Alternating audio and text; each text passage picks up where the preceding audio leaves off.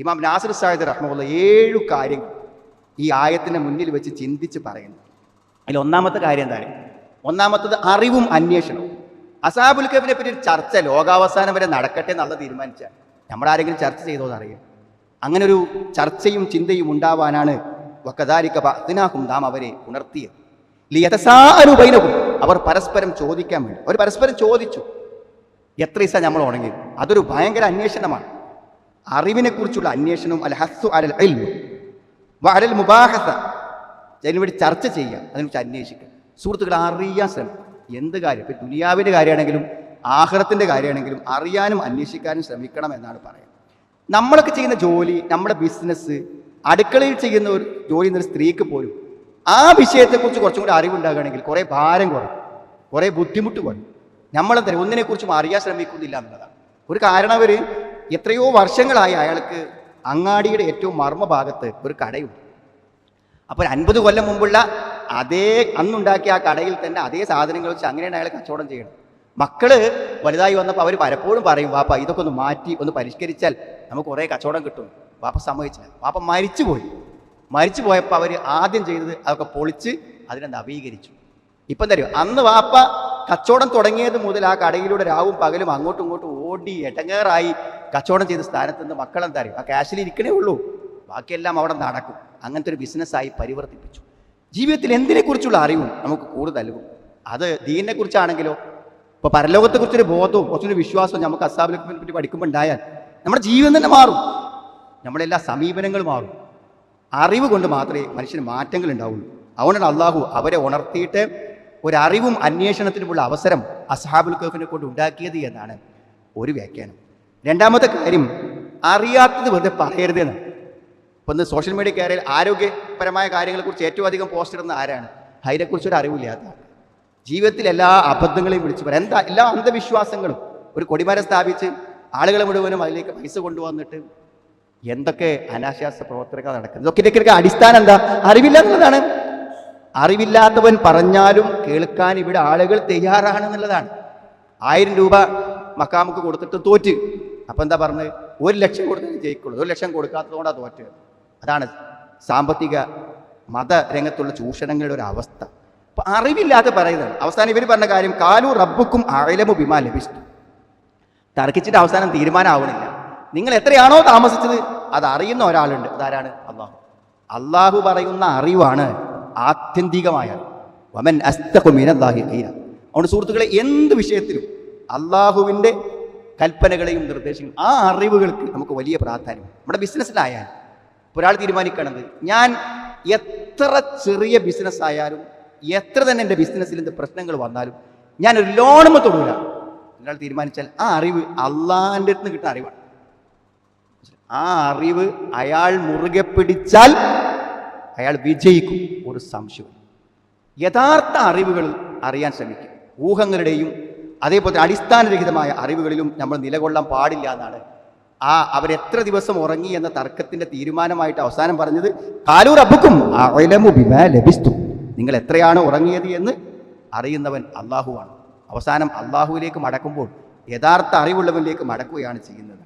മൂന്നാമത് ഇതിൻ്റെ വ്യാഖ്യാനമായി പറഞ്ഞിട്ടുള്ളത് എന്താ വെച്ചാൽ, നമ്മൾ ഓരോ കാര്യങ്ങൾ ചെയ്യാൻ കഴിവുള്ളവരെ ചുമതലപ്പെടുത്താമെന്നാണ്. ഞാൻ നേരത്തെ പറഞ്ഞല്ലോ, ഉൾക്കാഴ്ച എന്ന് പറഞ്ഞാൽ എല്ലാറ്റിലും ഖുർആൻ നമുക്ക് കാഴ്ചപ്പാട് തരും. നമ്മൾ തന്നെ ഇടങ്ങേറാകേണ്ട അറിയുന്ന ആളുകൾ നമുക്ക് ചുമതലപ്പെടുത്താം. അപ്പോൾ അവർ ഉണർന്നപ്പോൾ അവരെല്ലാവരും പാടെ ഭക്ഷണം വാങ്ങാൻ പോയോ?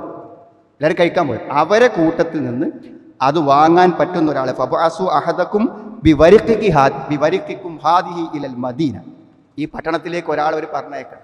അപ്പോൾ എന്ത് കാര്യങ്ങൾക്കും ഒരാളെ വക്കാലത്ത് ഏൽപ്പിക്കാം എന്നതിന് തെളിവായി പണ്ഡിതന്മാർ പറഞ്ഞു. നമ്മുടെ ബിസിനസ് വെറുതെ ടെൻഷൻ അടിക്കേണ്ട സുഹൃത്തുക്കളെ, കഴിവുള്ള ഒരാൾക്ക് ശമ്പളം കൊടുത്ത് അവരെ നിശ്ചയിച്ചാൽ മതി.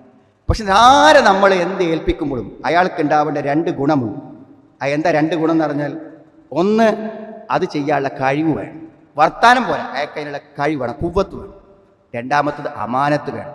അതുകൊണ്ടാണ് ആ പെൺകുട്ടികൾക്ക്, ആടുകൾക്ക് വെള്ളം കോരി കൊടുത്ത മൂസാ നബി അലൈഹി ഇസ്ലാമിനെ ആ പെൺകുട്ടികൾ വാപ്പാക്ക് പരിചയപ്പെടുത്തി കൊടുക്കും മൂസാ നബിനെ. അപ്പം അവർ പറഞ്ഞ വാക്കെന്താണ്?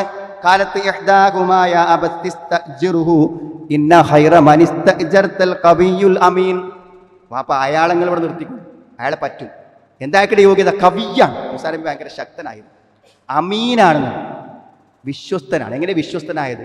ആ പെണ്ണുങ്ങളെ അവിടെ വെച്ച് കണ്ടപ്പോഴും അദ്ദേഹത്തിൻ്റെ അമാനത്ത് അദ്ദേഹം കൈവിട്ടിട്ടില്ല. നമ്മൾ ആളുകളെ ഏൽപ്പിച്ചിട്ടൊക്കെ നമുക്ക് നഷ്ടം വരാൻ കാരണം അവർക്കത് ചെയ്യാനുള്ള പ്രാപ്തി ഇല്ലാതിരിക്കുന്നു, അല്ലെങ്കിൽ അയാൾക്ക് അമാനം. ഒരാൾക്ക് അമാനത്തിൻ്റെ കുവ്വത്തില്ലെങ്കിലോ പറ്റൂല, ശക്തിയുണ്ട് വിശ്വസ്തനല്ലെങ്കിലോ അതും പറ്റൂല. ഈ യോഗ്യതകളുള്ള ആളുകളെ കാര്യങ്ങൾ ഏൽപ്പിക്കുമ്പോൾ നമുക്ക് എന്ത് ചെയ്യും? നമ്മുടെ അധ്വാനം കുറവിന് ഉപകാരം കിട്ടുന്ന. നോക്കൂ നിങ്ങൾ, ഒരു കഥയിൽ നിന്ന് എത്ര അത്ഭുതകരമായ പാഠങ്ങളാണ് നമുക്ക് മനസ്സിലാക്കി തരുന്നത്.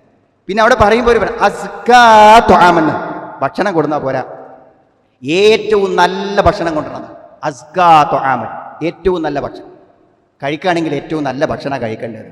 എന്തെങ്കിലും ഷുഗറോ ബുദ്ധിമുട്ടോ വരുമ്പോൾ നീ ഭക്ഷണമൊക്കെ ഒന്ന് ക്രമീകരിക്കാന്നല്ല. ജീവിതത്തിൻ്റെ എല്ലാ സമയത്തും ഭക്ഷണം കഴിക്കുന്നതിൻ്റെ അളവിലും എന്ത് കഴിക്കണമെന്നതും എപ്പോൾ കഴിക്കണം എന്നതിനൊക്കെ ഏറ്റവും നല്ല ഭക്ഷണം കഴിക്കണം. വലാ തുസ്രിഫൂ എന്നാണ്. നിങ്ങൾ എന്ത് ചെയ്യരുത്? അമിതത്വം ദൂർത്ത് കാണിക്കരുത്. ആ കഴിക്കുന്ന ഭക്ഷണം നല്ലതായിരിക്കണം. അത് ഇസ്ലാമിക മര്യാദകളിൽ നിന്നോടായിരിക്കും.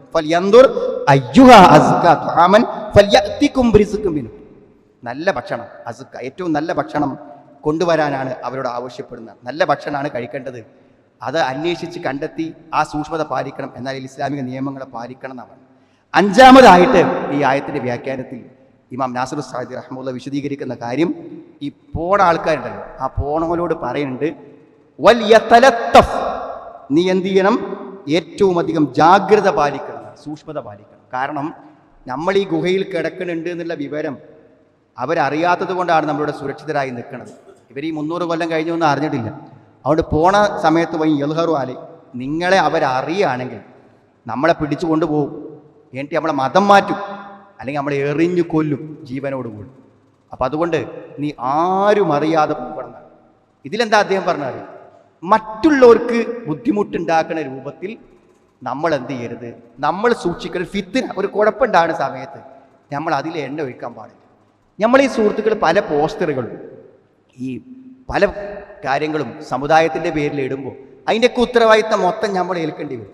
അപക്വമായിട്ടുള്ള കമൻറ്റുകൾ, പ്രസ്താവനകൾ, അതിനൊക്കെ എത്ര സൂക്ഷ്മത പാലിക്കണം. കൂടെയുള്ള ആളുകൾക്ക് അപകടം വരാതിരിക്കാൻ നിങ്ങൾ ഭക്ഷണം വാങ്ങാൻ പോകുമ്പോൾ വലിയ തലത്തഫ്, നല്ല ജാഗ്രത പാലിക്കണം. വലാ യുഷ്ഇറന്ന ബിക്കും അഹദ, വലാ യുഷ്ഇറന്ന ബിക്കും അഹദ, നിങ്ങളെക്കുറിച്ച് ആർക്കും വിവരം കൊടുക്കരുത്. നമ്മളിതിൻ്റെ ഉള്ളിലുണ്ട് എന്നുള്ള വിവരം ആരും അറിയാതെ നിങ്ങൾ ഭക്ഷണം വാങ്ങി വരണമെന്നാണ് അറിയിക്കുന്നത്. നമ്മളുടെ കൂടെയുള്ള ആളുകളുടെ ജീവൻ അപകടപ്പെടുത്തുന്ന കാര്യങ്ങളിൽ ജാഗ്രത കാണിക്കണം എന്നാണ്. അൽ ഹസ്സു അല തഹറുസ്, സൂക്ഷ്മത, ജാഗ്രത പാലിക്കാൻ. വൽ ഇസ്തിഗ്ഫാർ, രഹസ്യമാക്കി വെക്കുക, സ്വകാര്യമാക്കി വെക്കുക. വൽ ബുഅദു അൻ മവാഖിഇൽ ഫിതൻ, കുഴപ്പങ്ങൾ ഉണ്ടാക്കുന്ന ഭാഗങ്ങളിൽ നിന്ന് മാറി നിൽക്കാനാണ്. മറ്റൊന്ന്, ആറാമത്തെ കാര്യമായി പറഞ്ഞത്, ഈ യുവാക്കൾക്ക് ദീനിനോടുള്ള പ്രതിബദ്ധതയാണ്. നോക്ക് നിങ്ങൾ, നല്ല ചെറുപ്പക്കാർ, അവർ ജീവിതത്തിൻ്റെ എല്ലാ സൗകര്യങ്ങളും മാറ്റിവെച്ച് ഈ ഗുഹയിൽ ഹിജറ വന്ന് കിടക്കുകയാണ്, ജീവനെ പേടിച്ചിട്ട്.